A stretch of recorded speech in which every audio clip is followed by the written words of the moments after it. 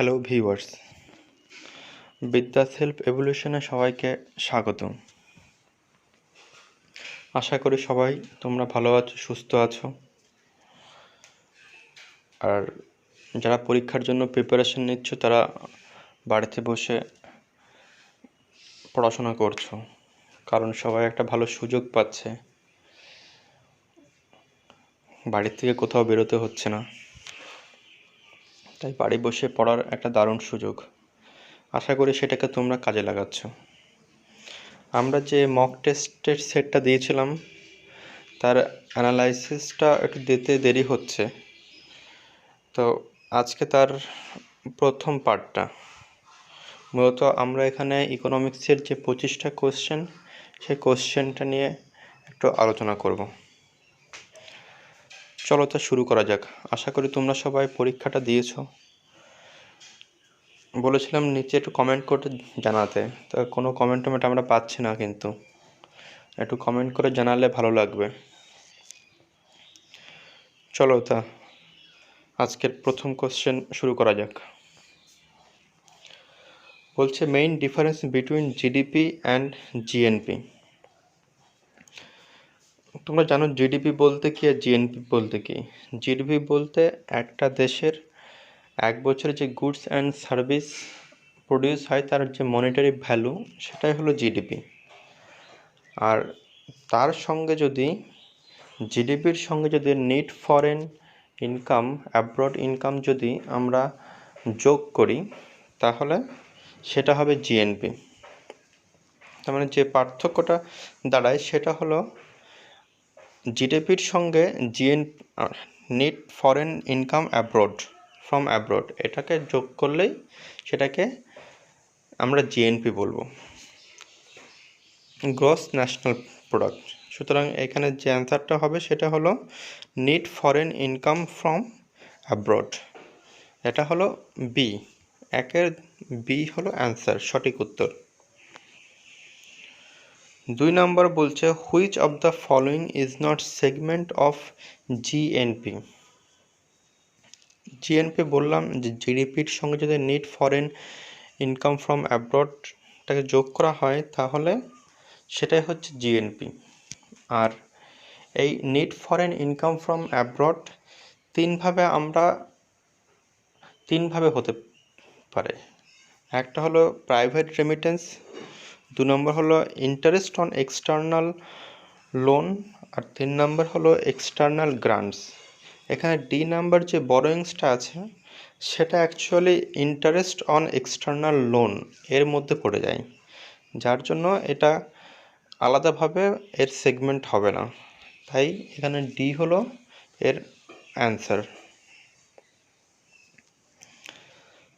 তারপর বলছে net national income at foreign factor cost. Net national income at factor cost, এটাকে কীভাবে পরিমাপ করা যায়? আমরা জানি যখন ফ্যাক্টর কস্ট বের করতে হয় তখন আমরা মার্কেট প্রাইস থেকে ইনডিরেক্ট ট্যাক্সটা বাদ দিই, আর তার সঙ্গে সাবসিডিসটা যুক্ত হয়। তাহলে net national income at factor cost হচ্ছে NNP at market cost minus indirect tax plus subsidies. এটা ঠিক আছে। NNP at market cost plus subsidies, NNP at market cost minus indirect tax, all of the above. এই তিনভাবে আমরা national income at factor কস্টকে পরিমাপ করতে পারি। বি আর সি এর কম্বিনেশনটা হলো এ, সুতরাং এখানে তিনটেই অ্যান্সার হবে, অল অফ দ্য অ্যাবভ। তারপর বলছে which belong to secondary sector. নিচে কতগুলো অপশন দেওয়া আছে, bread, biscuit, fuel, mineral, transportation. বলছে কোনটা সেকেন্ডারি সেক্টরের মধ্যে পড়ছে। ফুয়েল আর মিনারেলস এই দুটো প্রাইমারি সেক্টরের মধ্যে পড়ে, আর ট্রান্সপোর্টেশনটা সার্ভিস সেক্টরের মধ্যে পড়ে। ব্রেড অ্যান্ড বিস্কুট যেটা আছে সেটা সেকেন্ডারি সেক্টরের মধ্যে পড়বে। তাই এখানে 4-এর এ হচ্ছে answer. The concept of capitalist economy was introduced by, এটা তোমরা সবাই জানো, অ্যাডাম স্মিথ অ্যান্সার হবে। এ হলো 5-এর এ হলো অ্যান্সার। বলছে while computing national income estimate which of the following is required to be observed. বলছে যখন ন্যাশনাল ইনকাম পরিমাপ করা হয় তখন কোনটা which of the following is required to be observed, কোনটাকে অবজার্ভ করা হয়। বলছে value of export to be added and value of import to be subtracted. The value of export to be subtracted and value of import is to be added. Both export and import to be added. Both export and import are subtracted. আমরা যখন national ইনকামটা পরিমাপ করি তখন এক্সপোর্টটাকে যোগ করা হয়, আর যে ইম্পোর্ট সেটাকে সাবস্ট্রাক্ট করা হয়, মানে এক্সপোর্ট মাইনাস ইম্পোর্ট। এটা হলো ন্যাশনাল ইনকাম পরিমাপের পদ্ধতি। তাই এখানে এ সঠিক উত্তর। Value of export is to be added and value of import is to be subtracted. তারপরে বলছে জিডিপি অ্যাট ফ্যাক্টর কস্ট। আমি বলেছিলাম factor cost equal to market price minus indirect tax plus subsidies, তাহলে সেটাই হবে GDP minus indirect tax plus subsidies, GDP minus depreciation, GDP plus depreciation, GDP minus subsidies plus indirect tax. এখানে D answer হবে না, এখানে যে অ্যান্সারটা হবে সেটা হলো এ, GDP minus indirect tax plus subsidies. তোমরা একটু 7 দাগের অ্যান্সারটা ঠিক করে নেবে। 7 দাগের অ্যান্সার হবে A, GDP minus indirect tax plus subsidies. Factor কস্টে এখানে যে অ্যান্সারটা দেওয়া আছে GDP minus subsidies plus indirect tax সেটা হয় না, সুতরাং 7-এর অ্যান্সার হবে এ। ফ্যাক্টর কস্ট গণনা করার সময় আমরা সবসময় মার্কেট প্রাইস থেকে ইনডিরেক্ট ট্যাক্সটা বাদ দিই। জিএনপি বলছে gross national product, GDP plus X minus M. এখানে হোয়ার এম মানে কি? আমরা জানি এক্সতে এক্সপোর্ট নির্দেশ করে আর এমতে ইম্পোর্ট নির্দেশ করে। তাহলে দেখা যাক, income earned and received by national within boundary of foreign countries, income received by foreign national from within the country, volume of commodities and service produced during accounting year, indirect tax and subsidies.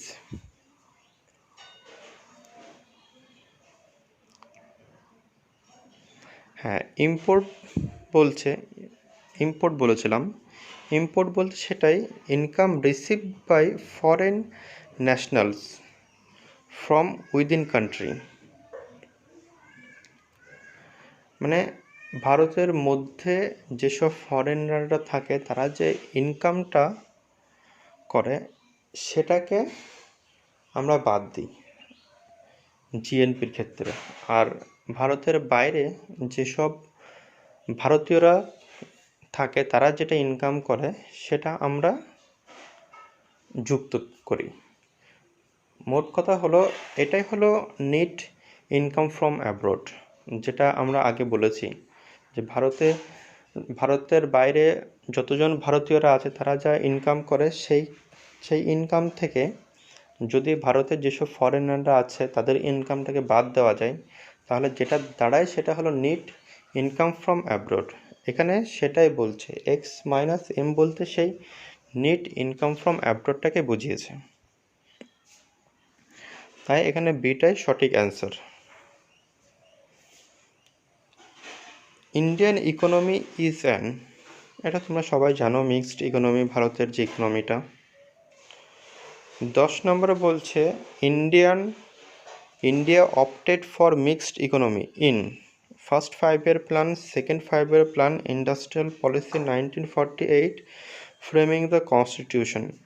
এই কোশ্চেনটা নিয়ে সবার মধ্যে একটু দ্বিধা হতে পারে যে সেকেন্ড 5-year প্ল্যান আদতে সেকেন্ড 5-year প্ল্যান নয়, কারণ ইন্ডাস্ট্রিয়াল পলিসি 1948-এ মিক্সড ইকোনমিটাকে প্রথম প্রপোজ করা হয় এবং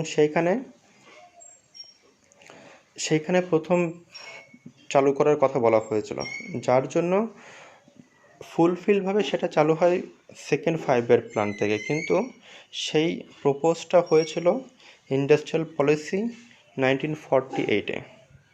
তাই এটা সি অ্যান্সারটাই সঠিক হবে। অনেকের এই কোশ্চেনটা নিয়ে দেখেছি একটু কনফিউশন হয়, তো তোমরা একটু ঠিক করে নেবে। এখানে সি অ্যান্সারটাই হবে correct, industrial policy of 1948। Contribution of agriculture to gross national product approximately, এগ্রিকালচারের যে জিডিপি সেটা কত বলছে, সেটা 14%, 15%, 16.5%, 17.5%। এখানে 17.5% হবে। তবে তোমরা পরীক্ষা দিতে যাওয়ার আগে এই জিডিপি রেটগুলো প্রত্যেকটা সেক্টরের একটু দেখে নেবে, ঠিক আছে? এখানে অ্যান্সার যেটা হবে সেটা হলো 17.5%। Consider the following statement. India's GDP is more than its GNP. Net factor income from abroad is a positive for India. Which of the statement given above is correct? Only 1, 2, both, neither 1 or 2. India's GDP সবসময় জিএনপির থেকে তুলনামূলকভাবে বেশি হয়, কিন্তু net factor income from abroad is positive for India. না, এই কথাটা একটু ভুল আছে, দ্বিতীয় অপশনটা ভুল আছে, পজিটিভ নয়, এটা নেগেটিভ হয়। কারণ ভারতের বাইরে যেসব ভারতীয়রা আছে তারা যা ইনকাম করে, আর ভারতের মধ্যে যেসব ফরেনাররা আছে তারা যে ইনকাম করে, এই দুটোর মধ্যে যদি পার্থক্য করা যায় দেখা যাবে ফরেনাররা ভারতীয়দের থেকে বেশি ইনকাম করে। এটা সবসময় ভারতের ক্ষেত্রে নেগেটিভ হয়। তাই এখানে নেট ফ্যাক্টর ইনকাম ফ্রম অ্যাব্রডটা ইজ এ পজিটিভ, এই স্টেটমেন্টটা ভুল আছে। এখানে অনলি 1 হবে, বোথ 1 and 2 এটা সঠিক অ্যান্সার নয়। তোমরা একটু ঠিক করে নেবে। কোশ্চেনগুলো দেওয়া হয়েছিল, আমরা বলেছিলাম পরে অ্যানালাইসিস করে দেব, তা সেই জন্যই এই ভুলগুলো ধরা পড়ছে। তোমরা একটু ঠিক করে নেবে। 12 অনলি 1 এটা হবে সঠিক answer. Which of the following is not a method of estimating national income? Income method, value added method, expenditure method, export and import method. তোমরা জানো এই তিনভাবেই আমাদের যে ন্যাশনাল ইনকামটা সেটা পরিমাপ করা হয়। সেগুলো হলো income method, value added method, আর হলো এক্সপেন্ডিচার মেথড। ডি নাম্বার যেটা আছে এক্সপোর্ট ইম্পোর্ট মেথড, এটা হচ্ছে ভুল অ্যান্সার, এটা দিয়ে পরিমাপ করা হয় না, সুতরাং এখানে ডিটাই অ্যান্সার হবে। Which of the following is not under green GDP? এক নম্বর বলছে resource depletion, environmental degradation, protective and restorative environmental initiatives, all of the above, not under GDP. Actually কোশ্চেনটা একটু অন্যভাবে হয়েছে। এখানে যে কটা অপশান আছে সবই গ্রিন জিডিপির মধ্যেই পড়ে। এখানে অল অফ দ্য অ্যাবভ বলতে নট আন্ডার গ্রিন জিডিপি হবে না, এখানে এই যে কটা অপশান দেওয়া আছে প্রত্যেকটাই গ্রিন জিডিপির এক একটা পার্ট, তাই এখানে সবকটাই গ্রিন জিডিপির অংশ।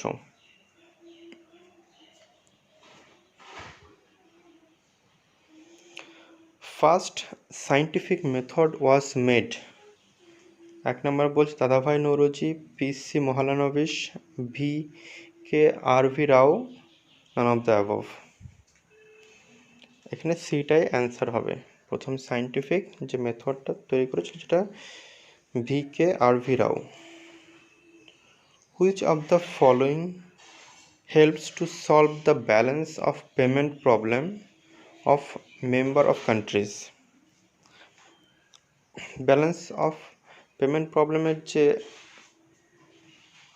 প্রবলেমের বলছে which of the following helps to solve the balance of payment problem. আচ্ছা, ব্যালেন্স অফ পেমেন্ট প্রবলেমটা যে সলভ করে সেটা কোন ইনস্টিটিউটটা? World bank, international development fund, Asian development fund, আর হলো ওয়ার্ল্ড ইকোনমিক ফোরাম। একটা বি হবে, international development fund. Which among the following has been adopted by Tendulkar Committee for measuring poverty line? Welfare measures, cost of living, inequality and growth, আর হলো mobility অথবা ভার্নেবিলিটি analysis. এটা cost of living হবে। Tendulkar committee সম্ভবত 2009 দিকে recommendation করেছিল যে দারিদ্রতা কীভাবে মাপা যায়, তার জন্য একটা নির্দিষ্ট পরিমাণ অ্যামাউন্ট ওরা রুরাল আর আরবানে একটা নির্দিষ্ট পরিমাণ অ্যামাউন্ট সেট করেছিল, সেটাই হলো কস্ট অফ লিভিং। সেই অ্যামাউন্টটা কত তোমরা একটু নেট থেকে দেখে নেবে কত পরিমাণ ধার্য করা হয়েছিল পার ডে। এখানে 17 কস্ট অফ লিভিং হচ্ছে answer. What is the growth rate in 2020 as per IMF, International Monetary Fund? যে গ্রোথ রেটটা সেটা কত? উত্তর বলছো 1.9, এটা 7.1 এরকম হয়তো এসছে, বেড়ে ওইটুকু হয়েছিল যতদূর মনে পড়ছে। তোমরা একটু দেখে নেবে, নাও হতে পারে হয়তো।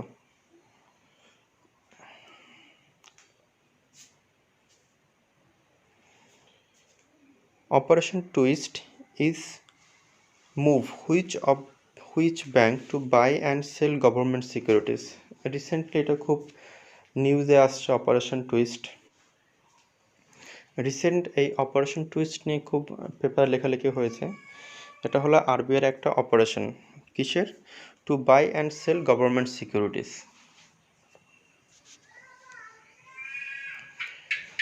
20 নম্বর বলছে according to recent report by ministry of micro and small medium enterprises how much percentage MSME sector has contributed GDP. জিডিপিতে এমএসএমইর যে কন্ট্রিবিউশন সেটা কত? সেটা হচ্ছে 29%। জিডিপিতে, এটা কারেন্ট ডাটা থেকেই নেওয়া, জিডিপিতে এমএসএমইর যে কন্ট্রিবিউশন সেটা 29%। তাও তোমরা এগুলো একবার দেখে যাবে পরীক্ষাতে যাওয়ার আগে, বিভিন্ন সময় চেঞ্জ হয়। According to rating agency CRISIL, what is the GDP growth for 2019-20? ক্রিসিলের অনুসারে জিডিপি রেটটা কত 2019-20 জন্য? সেটা হচ্ছে 5.1।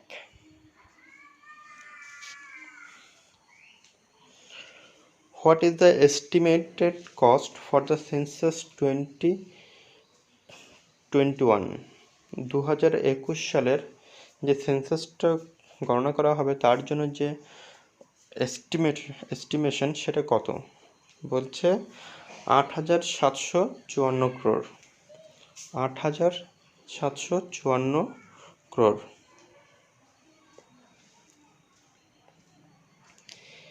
In India, inflation is measured by, ইনফ্লেশনটা আগে হোলসেল প্রাইস ইন্ডেক্সে পরিমাপ করা হতো, এখন consumer price index for urban non manual workers এইটার উপর বেস করে এখন ইনফ্লেশনটা পরিমাপ করা হয়।